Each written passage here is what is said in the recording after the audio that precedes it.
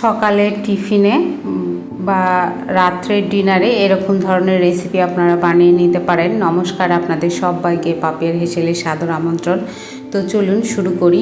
প্রথমে এখানে আমি 1 টেবিল স্পুন মতন ঘি দিয়ে দিয়েছি। ঘিটা গরম হয়ে গেলে আমি এর ভেতরে হাফ টিস্পুন কালো জিরে আর কয়েকটা চেরা কাঁচা লঙ্কা দিয়ে এর ভেতরে সাদা আলুটাকে ডুমো করে কেটে রেখেছিলাম সেটাকে দিয়ে দিলাম। দিয়ে একটুখানি নাড়াচাড়া করে এর ভেতরে পরিমাণ মতন লবণ ও হলুদ দিয়ে এটাকে ভালো করে একটুখানি ভেজে নেব।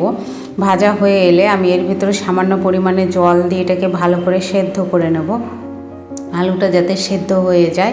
আজকের রেসিপি আপনাদের কেমন লাগলো অবশ্যই কমেন্টের মাধ্যমে জানাবেন, লাইক করবেন, শেয়ার করবেন বন্ধুবান্ধব আত্মীয়দের মাঝে, আর সাবস্ক্রাইব করে অবশ্যই আমার পাশে থাকবেন।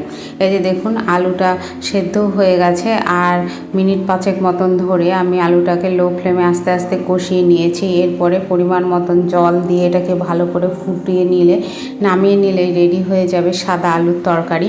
সকালে রুটি বা পরোটা কিংবা রাত্রে রুটি বা পরোটার সঙ্গে খেতে দুর্দান্ত লাগে। সম্পূর্ণ ভিডিও দেখার জন্য অসংখ্য ধন্যবাদ।